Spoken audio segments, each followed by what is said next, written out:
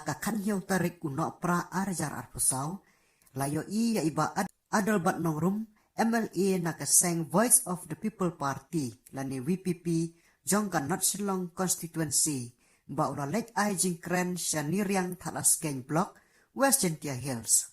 Ha kaway nakayeng jong kaway kalong kami kabasyatang hala ukurem.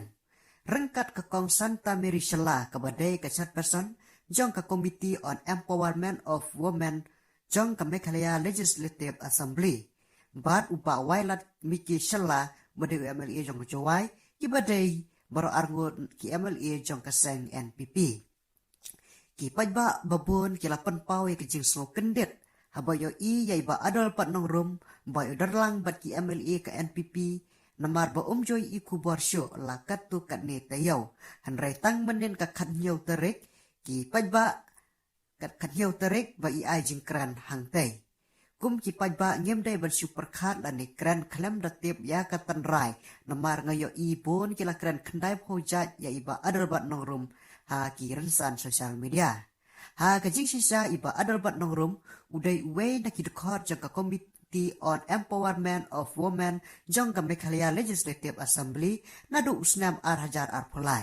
Omtang iba adal bat nongrum hendrai iba Gabriel waalang MLA ka Kongres nong stonyro uday udukot jang ka ka committee na do usnam mensyam snam watla imparung siya kaseng NPP hagasnam hajar pulai.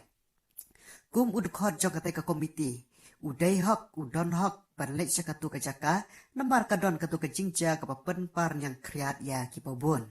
Henrai ban superkat no about lorung NPP tengas ngow pakamlong kabadai namar 4 penbena ba ularung syak NPP ne usyabe na ke WPP.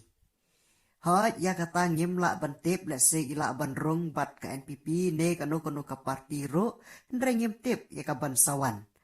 Henrai ya mentang kerpat ya pi kipai ba pen sange shua ban keno ya i ha kirensan sosial media nomor ba 4 penbena ha kabaya dai pat ka parti ya menta ngitip ba udai UMLA jong kaseng WPP ngam ong bangaya sya alani kersyani ba adol pat nongrum henrai anda bang layo i ya kijing sya kentho ya i hapo kirensan sosial media kumta ngalawat jingtip ya kaneka komiti bat ngalap bakalong kumta kumbang laya tu ipi syakmat.